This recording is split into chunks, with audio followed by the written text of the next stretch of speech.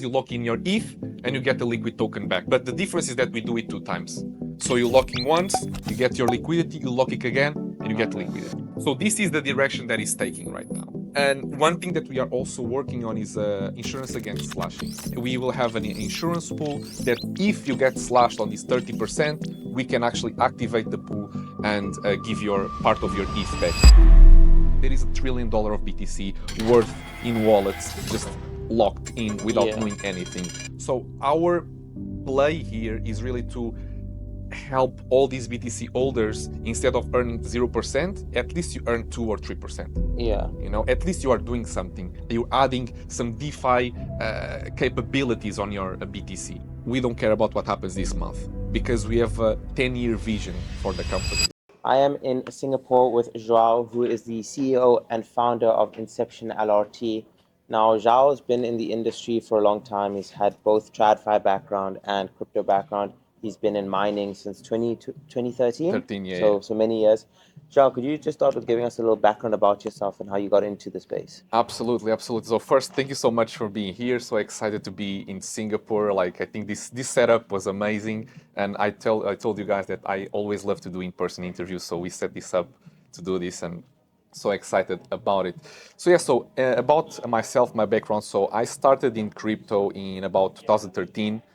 At the time, there was a forum called Bitcoin Talk. And I just started like following the forum and seeing like, what is this about Bitcoin, right? And I started talking about everyone in my network, including my family, like about BTC. And everyone's like, what the hell is BTC, right? And with the months going by, I started thinking like, maybe I should do something about it, you know, maybe I should actually invest in this. And after a while, so I got into my first year of college, and I started pitching everyone this idea. And one colleague of mine came to me and said like, let's start a startup. You know, everything started like this, like literally, like let's do something, you know. So what we did was, I started searching online for contacts in the early mining industry, which was mainly in Shenzhen, China. And I got in contact with one of the lead engineers from Antminer and Bitmain. And I literally started importing machines from Shenzhen, China to Portugal. Back in 2013 now. Exactly. Okay. So you must have been one of the first to be importing to Europe. I believe that I was one of the first persons actually importing machines to Europe, actually. I can imagine. So we started doing that, and it was funny because how I did it was just I just went on Google Translate, did everything translated to Mandarin, Chinese, send them, and they sent back. And the first times they were like crazy because I thought I was going to be scammed, right? Yeah. So I was just sending like thousands and thousands of dollars via PayPal to these random addresses, and they actually eventually sent the machines, you know. So we started, of course, bootstrapping in this garage, small garage, and then from one garage we went to one data center to 3 data centers. We had 3 data centers full of miners. And the way we did our business plan was actually really simple. So you as an investor, you buy a machine. From that machine, we will store it on our data centers, and from the profits that each machine makes, we do a 20% cut for ourselves. Very simple. What was the block reward back then? I don't know, but like we were doing like more than 1 BTC a week. Oh, wow. Yeah, so like I can tell you that in the process of 5 years, in between like growing from 0 to having 3 data centers, we made approximately, at today's price, $20 million. Okay, it's impressive. In 5 years. Yeah. From like a bunch of kids doing that and like programming ourselves without no knowledge at all, like everything like just trial and error, right? Yeah. So like in 2017, so the halving of BTC was in 2016, which affected us a lot. Yeah. And in 2017, it was when the Chinese market was really flooded with these Chinese miners. So with that, the mining difficulty went up a lot, and the rewards went down. Exactly, the rewards went down a lot, and because of the halving, we pretty much went into a state of either we made money in 1 month, next month lose money because of all the prices of air conditioning, heating, you know, like internet, physical storage. So in 2017, we decided to pretty much close down operations. We sold everything, and I moved out to London to work in banking, pretty much. from Bitcoin to banking. That's interesting. Exactly. So at the time, like you probably interview a lot of founders, and I also talk about this with many people that after you close your first startup, you get into this state of like you kind of get little bit depressed because you were used to do it every day, Yeah. and after a while, we're like, so what am I going to do It's next? like you lost your baby. Yeah. Exactly, Yeah. exactly. So I felt like that a little bit, and one thing that actually my family helped a lot, which is I thought about quitting college, and I didn't, and that actually was a very good advice. So I stayed in college, finished college, and after a while, one of my biggest dreams was to go to the US. And I applied for a master's at UC Berkeley, and I got in. I went to UC Berkeley, and What was your master's on? finance. Finance. Okay. Yeah, management and finance. So went to UC Berkeley, stayed in the US for a while. After the masters, stayed working in a venture fund called Unbank Ventures, which we invested in fintech companies around the Bay and in LA, mostly in California. Okay. So I stayed there for a while working, and I actually thought that I'll be there forever working as a VC. And then COVID happened, like everything changed, right? A lot of people, like, I don't know, lost their jobs, lost everything. So the fund eventually closed because of COVID. So I decided to return back to Europe, to Portugal. During that time, I was actually finalizing even my master thesis, finalized that, start working remotely for a private equity / family office fund. And at the same time started going back to hardcore crypto and DeFi, like doing advisory here and there. Okay. With that, there In was what capacity was that? What, advisory in what specifically? advisory mostly in like financial modeling, tokenomics, Oh, okay. more like So finance your related. finance related. Yeah, degree more came in. finance related. Okay. So it wasn't Exactly. like Bitcoin mining related or No, okay. no. Yeah, exactly. More like DeFi focus. Okay. And last year, I was literally like doing a presentation like this, and one friend of mine that I knew for many years came to me and said like, "Hey, have you heard about this eigenlayer thing?" And I was like, "No, you should read about it." And I read about it, and after a while, sit down with a couple of colleagues that now are my colleagues at the company, and we pretty much say like, "Let's join forces and open a restaking company." And we started in August last year and never stopped since then. Okay. So that's the inception of Inception LRT. Correct. So liquid restaking, I think people hear that and they get quite confused. How do you explain what that is to like a normal person? Yeah. So this question pops out a lot. So it's actually very simple to explain. So you imagine the concept of a mortgage and a double mortgage. Yeah. What we are doing is a double mortgage. So you have the when you mortgage your house, you get liquidity back and you lock in your house. In Yeah. this case, you lock in your ETH and you get a liquid token back. Yeah. But the difference is that we do it 2 times. So you lock in once, you get your liquidity, you lock it again, and you get Okay. liquidity. Okay, so it's kind of like a leverage play on your staking, essentially. You're getting double yields and the risk is twice as much.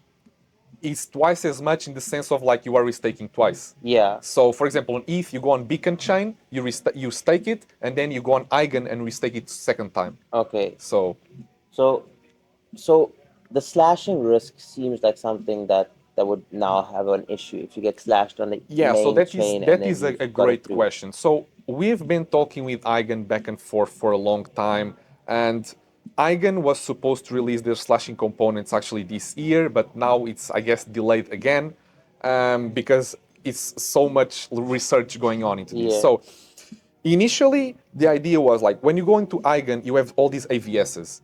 And from these AVSs, like for example, you stake it on Eigen, and then the Eigen beautiful thing is that you can do multiple staking on multiple AVSs. You use it multiple Yeah. structures. So if you use multiple, this means that, for example, imagine that you have 3 AVSs. This means that your ETH will be divided into 33%, 33%, 33%. Yeah.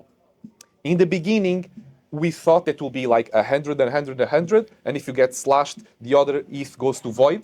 Yeah. But eventually they say like, no, you are dividing the risk through the AVSs. So it's the 33% mechanism. This means that if you get slashed in AVS 1, you only lose 33%. Okay. If you get slashed in AVS 1 and 3, you lose 66. But you always keep apart. So this is the direction that is taking right now.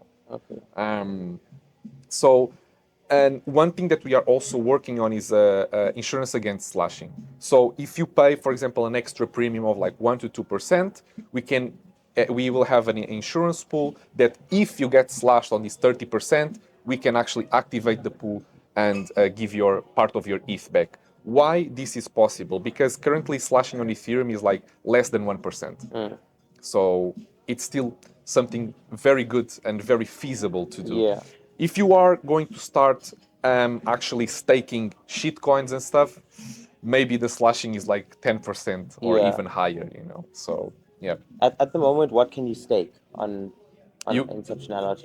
in Inception, so you can stake ETH, native ETH. Okay. You can stake all the LSTs in the market, so it is 12.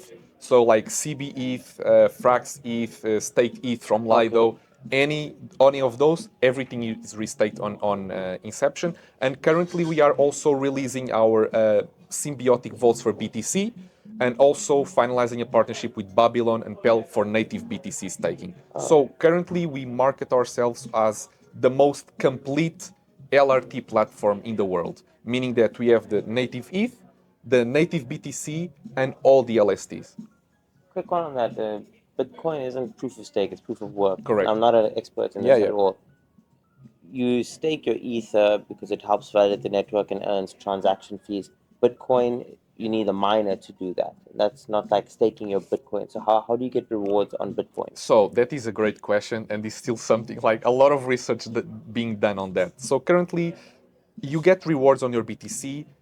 All the rewards are validated rewards. So now you need to find a validator that wants to give rewards on BTC. Currently, I don't think there are many. Yeah. So this is an ongoing thing that I think that we will start to see in the next few months and even in the next year, to see validators that have incentives and they won't give part of their incentives as BTC yield. And the difference here is going to be on ETH, you can get yields up to like 10% plus because it's purely a DeFi mechanism, right? On BTC, the max yields that you can get is like 2 to 3%. Okay. Because, as you said, you have way less validators. The validators need to actually give incentives. So it's going to be way harder to get BTC yields. Maybe your next question is going to be, why BTC?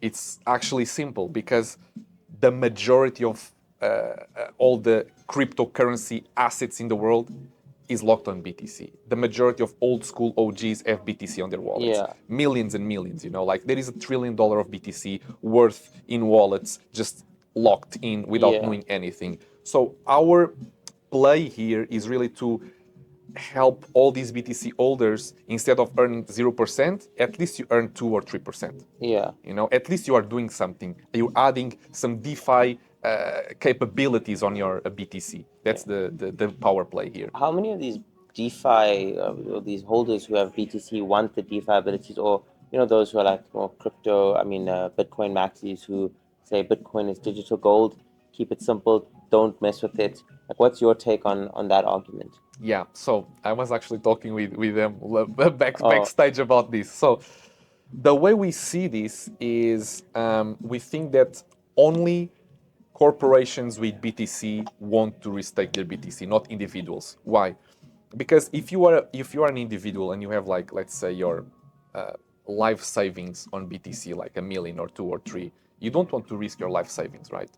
But if you are a company with like a treasury of 100 million BTC, you are like, maybe I can put 10 million on yeah. risk for 2 or 3%. Yeah. So I think that the people that are going to choose to add this DeFi composability on BTC are going to be the companies, not individuals. Yeah. Okay. Yeah, I think for companies that 2-3% is something that they can't just ignore like it's nothing. But for Correct. individuals, it's just a convenience fee Correct. for what they want. You've been in the space for a long time, and you started Bitcoin mining. It's not necessarily about staking or anything, but when you think about Bitcoin's value and why it should have value, how do you explain that to a person? Let's say like a non-crypto native person. Yeah. So I actually think that, so people tend to compare BTC with gold. I actually think that BTC is even better. Why? Because gold is not a finite asset anymore. Why? Currently, Virgin Galactic started sending rockets to space to actually mine gold from asteroids, meaning that gold will actually have more supply in the next few years because we can mine it from asteroids in space. Have they successfully done it yet, or have they started I do doing it? believe that they already Oh, successfully done like it. Yeah. brought back to- Yes. Okay, that's awesome. So I do believe that they already started doing it. So I already read about they started. I don't know if they already brought it back, but I think that it's something that is on the roadmap for the next few years. So meaning that people look at gold like, oh, it's a finite asset and supply and demand will always go up. Well, mostly yes, but if you start mining it from space, you'll add more assets and the price will have to go down a little bit because there is more commodity, right? Yeah. In BTC, you have 20 million locked supply forever. And this means that the supply versus demand is there. The demand continues to go up, the supply is locked, will never change. Yeah. So it's just like a basic economic rule, like a one-on-one economics. It's like you have more and more people looking into crypto, and you see these events like they are getting bigger and bigger and bigger. Yeah. And everyone, even like our parents, our grandparents, are now buying BTC as a store of value. So if more people wants BTC, this means that the price needs to go up. It's a logarithmic function. Yeah. You know, it needs to go up. And the thing is, when we start to see the last blocks being mined in the next few years, and when it's over, like I think the price can go up to like $1 million. So for anyone who hears and says, okay, but why Bitcoin? Like I get that everything else is crap. Fiat is shit. Like everything is bad. Gold is going to be mined in space, so that's not a finite resource anymore. When they still say why Bitcoin, what if we all, like Litecoin for instance, a fork of Bitcoin, basically the same, and if everyone just says, okay, this is the new one that we're saying is more valuable, what makes Bitcoin specifically, not compared to other commodities or assets out there, but compared to just the crypto space itself? Why Bitcoin? I think it was just because it was the first, and because also there is, I think that people in general, humans, they like the aspect of like the soap opera behind Bitcoin. Yeah. Like who is Satoshi? You know, like who are their team? Why no one knows It's the about story them? behind it All that the makes it story. I more think the story, yeah. the narrative, just feeds the enthusiasm of the people, and the fact that it might be CIA or it might be some old cryptographer or mathematician that worked in the government that did it to escape the fiat, you know, the fiat world. I think that all these elements combined, they just feed the story, you know, and it makes everyone excited about it. Yeah, yeah. And I think also when you see things like the traditional banking system where you see Credit Suisse failing, you see Silicon Valley Bank failing, like these massive banks, people don't trust the banking system anymore. So they want to Yeah. protect themselves with course. outside assets. The markets have been weird in 2024. Everyone thought it was a bull market, year of the dragon in China. Like it started off good up until March, and then everything just got depressed. What is your take on that? That is an amazing question, and I'm going to reply with something that I said here to our colleague back there. So, I was watching last week an interview on NBC with CSNBC with the president of OKX, Miss Fang, and the guy. So this is an American channel interviewing a Chinese firm, right? The American guy was asking her. This was last week. Oh, what do you think about the markets? Exactly your question. And I'm going to answer with what she answered, which for me is beautiful. She said that, oh, for us, for OKX, we don't care about what happens this month because we have a 10-year vision for the company. Yeah. So what happens in 1 month or two doesn't affect us at all. And the American guy was like trying to pressure, saying like, yeah, but what about the markets? You know, you have token, you have these events, you have everything going on. People need to know. And she said again, we do all our company forecasting on a yearly basis, and our vision is 10 years. So why should we care about what happens in 1 month? 1 month is just a normal day in the market, you know? Like, if you are telling me that the whole year is bad, then yeah, sure, then we need to do something. But it's just a month that is just weird. So let's look into the next 2, 3, 4 months and do forecasting on a larger scale. And that's where I think that a lot of like European and American firms fail a lot because we tend to think short term a lot. It's like everything short term. Yeah, And you if you open up look, Bloomberg and it's like, oh my God, the markets are down 0.01 cents today. This is crazy. Everything's but it going. is not Yeah, it doesn't crazy. make sense. Yeah, it is not crazy. Yeah. You know, like even if you see all these like old Chinese firms, they look into like the next generation. And again, you look at how the markets go in Asia, all the companies go in Asia versus Europe or US. I think that Asia is looking way better. You know, Yeah. like I walk around Singapore, I don't see one homeless people. You know, like Yeah. everything is clean. You know, like you look into Europe, robberies, rapes, Yeah. murders, We were like it's also in like crazy. South Korea, and it was incredibly for a city of 10 million Amazing. people. Seoul was just incredibly clean, Incredible. and Right. no homeless people. Exactly. They're Like doing, yeah. everything is flourishing. So I think that we need to see like and take a lot of lessons from the East on this and really see like we need to think long term and like for me and even for Inception, what happens this month like doesn't affect us at all. Like we are doing this for a 2, 3, 4, 5 years vision, you know. Okay. So then I guess it doesn't matter if Trump or Kamala Well, wins in the like election. it happens for my personal portfolio. So what do you think happens there to your personal portfolio? Like so, I think that first, I think that the power play that Trump did on the Nashville was Yeah, I heard he went beautiful. into PubKey and he bought everyone pizzas and beer or something, right? Like Yeah. I think that the way that Trump did it in Nashville was something amazing. You know, like the way that he just went all in and said like, I love crypto now. Let's do this, and I'm going to support you. Blah blah blah. Amid all this turmoil with U.S. crypto companies and like they don't like it, blah blah. And then you have a guy that can become president saying, no, no, no, we will do it. I think that's huge. So for me, the U.S. Election is a sensitive topic, 100%, because I don't know if Kamala wins, if she will do anything against crypto or not. Maybe not.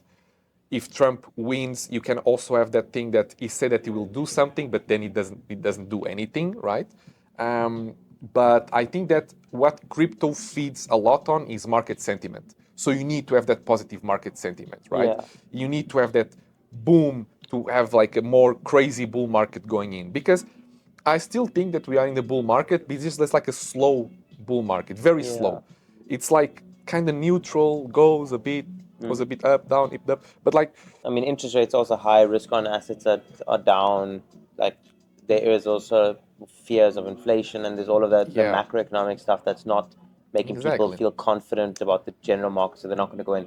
For them, what it is for a lot of people, still speculating on crypto. Exactly, exactly. Yeah. And the thing is, like, why I think that crypto will continue to go up in the next year or so, without a doubt, is if you look at the state of the world right now, we have two wars, like one in Europe with the Ukraine and Russia. You have the war in Israel.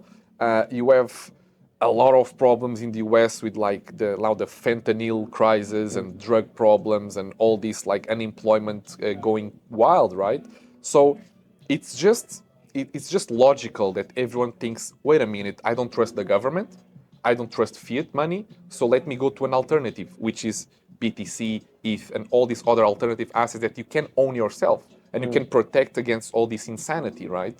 And then you have all these crypto havens, like for example Dubai, where you not only have your crypto, but you can buy your house with crypto, Yeah. and you are safe. So I think that these crypto hubs will start to pop up more and people will tend slowly to go more and more into crypto. And one big signal of this was the ETFs. Like you see all these big banks coming and bringing all their portfolios to crypto, and this is just the beginning, you know. Like this is completely just the beginning. Like everyone said, like, oh, but the ETFs didn't did a boom like what everyone expected. Yeah, but wait, you know, I it's mean, like gold did very well. I mean, that's true. the Bitcoin ETF that did very well. Yeah, like Ethereum. yeah, but like it takes time, right? Like now the ETFs are open.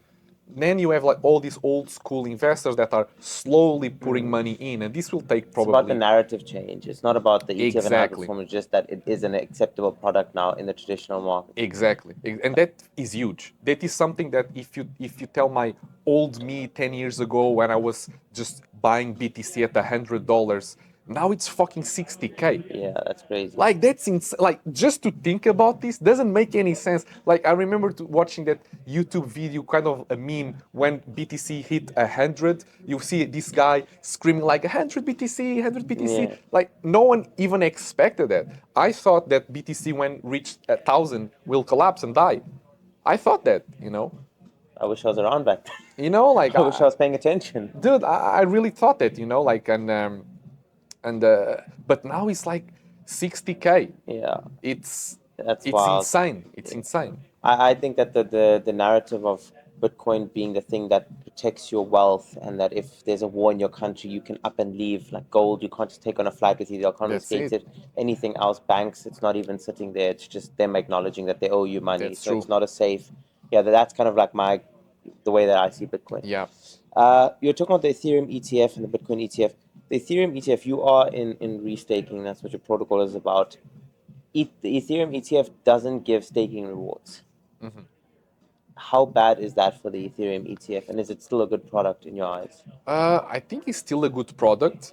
And about the staking rewards, I think that a lot of products are starting to look into staking, not restaking. Restaking Yeah. is like, so I talked with the Bitcoin Swiss a month ago, and they are now looking at BTC staking, not restaking, Yeah. because they say that the restaking complexity, the fact that you do the beacon chain, then Eigen, Yeah. for example, it's too complex for them. They say like our investors don't understand. They don't understand the AVS structures. They don't understand like how can you multiply the slashing and the Yeah, validate. yeah. It's like it's too much. It's too much compliance. You know, Yeah. it's too much paperwork. So, but they're looking into Lido rocket pool. You know, that's why Lido continues to go up and up and up and never stops. And it's a beautiful product. I Yeah. respect Lido a lot for that because they did the staking and they did it well. Yeah. You know, and for example, on Binance, on Coinbase, you have staking available. Like restaking is something that I hope to see very, very soon. But now I think that at Inception and at the restaking market, we are like in the forefront of technology and the market is now in staking. Maybe next year you see restaking on Binance, Coinbase, everywhere. Okay. Maybe. Yeah, we'll see. We'll see. Yeah. I know that you said you have an interesting announcement for Inception LRT. Do you wanna just give us a little bit of information absolutely, about that? absolutely. So currently we are discussing and pretty much confirmed with one big liquid fund in the space to pretty much bootstrap about 9 digits in liquidity for the protocol. Wow. So this is something that is under heavy negotiations, due to diligence, but it's confirmed. Well, that's So it's incredible. something Congrats. that thank you. It's something that we want to push on DeFi Llama in the next few weeks, and will be available very soon. And after that, we also have a partnership ongoing with Merlin Chain. This is actually a public one. I can talk about it.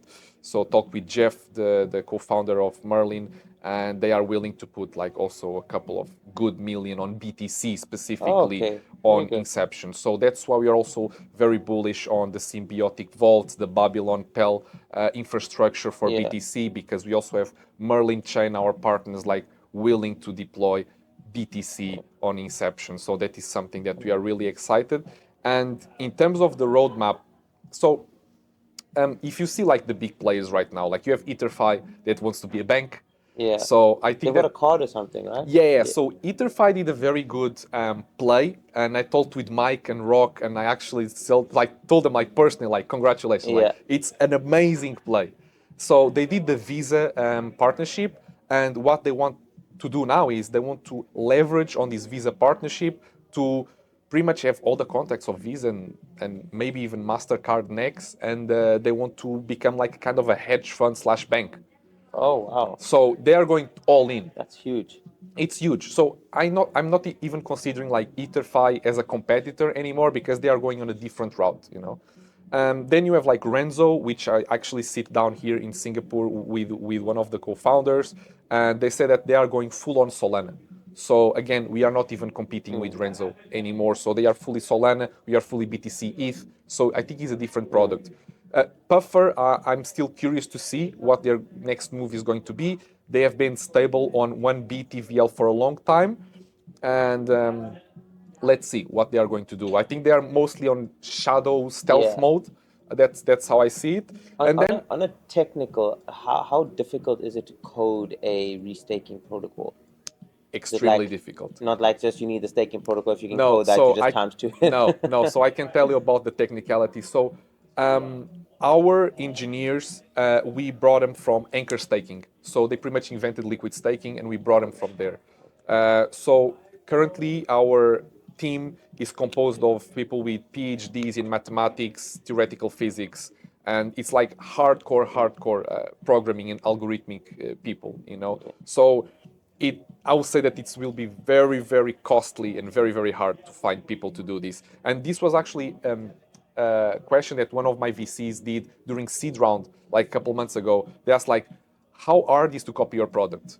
Extremely hard. That's why if you go on DeFi Llama, you see like 10 restaking protocols and you don't see any more because you cannot copy pretty much. Like you need to have people that already know staking to actually do restaking.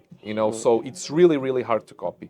And yeah, so going back to the roadmap, I think that EtherFi, Renzo, Puffer, the way that I see, especially Inception now with the new bootstrap liquidity and with a product that offers in one dashboard BTC and ETH and all the ETH LSTs too, I think that we can easily be on like top 5, top 3 LRTs in the world in the next couple of months. That's incredible. That's the way I see it. So for anyone who's listening now who is excited and wants to learn more how to do it, and they're not like even sure how restaking works or what it is, like what are the next steps? Yeah, the next steps is like you can go on our website, InceptionLRT.com. Like we have links for all our communities, docs, everything. So one thing that we do at Inception is we care about our community a lot. So we have a very active Discord.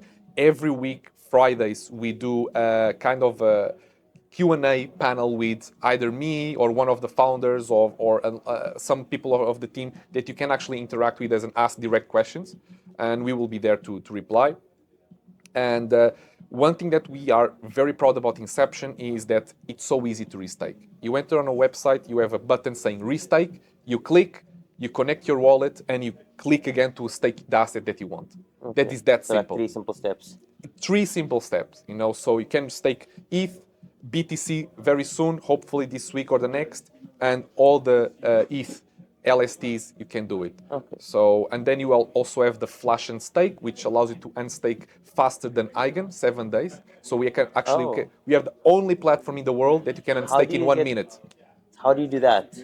By having a flash and stake pool.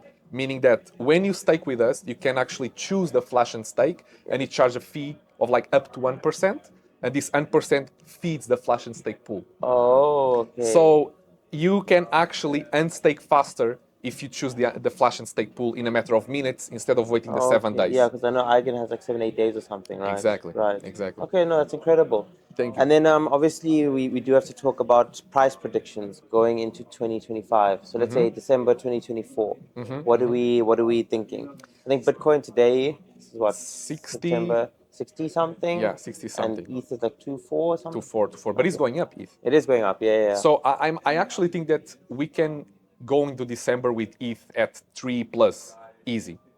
Easy. I mean, it was just there like a few weeks ago. Exactly. 3+, maybe even 4 if the elections go well, right? Okay. For BTC, I don't know. I think like I wanted to have like a more conservative answer.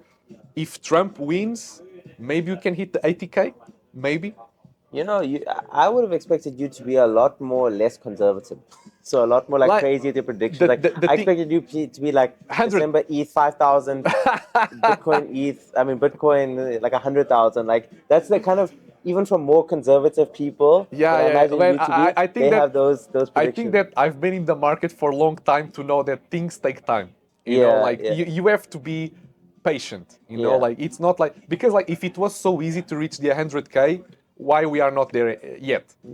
It's not that easy. So I think that you still have a lot of like resistance in the graphs to pass through. But I will say like 70, 80 in December, definitely. Ending the next year, going to 2016, 100K plus. Okay. Yeah, 100K plus needs to happen. Okay. Needs to Yeah. happen. That's a good thing. And then this isn't financial advice. Of for anyone, course, no but financial advice. any like small cap things or stupid things that you're just like excited about that you think can pump give you that like 10 to 100x? Well, you should always put some meme coins on your portfolio, right? Always. So always. So like, I'm really bullish on WIF. Is one of my favorite meme coins. Like I trade Doesn't WIF it have all a the huge time. market cap now? Yeah, my WIF is crazy. Like I love WIF. I have a lot of Pepe too, but like WIF, is like I love it. Do you ever sell it or do you just kind of hold and just be like, this is gonna go to the moon? Mainly old, sometimes trade, but mainly old. Mainly hold meme Yeah, coins. yeah, Just yeah. that volatility. I don't know if I could stomach that. Yeah, like Solana. I think that Solana now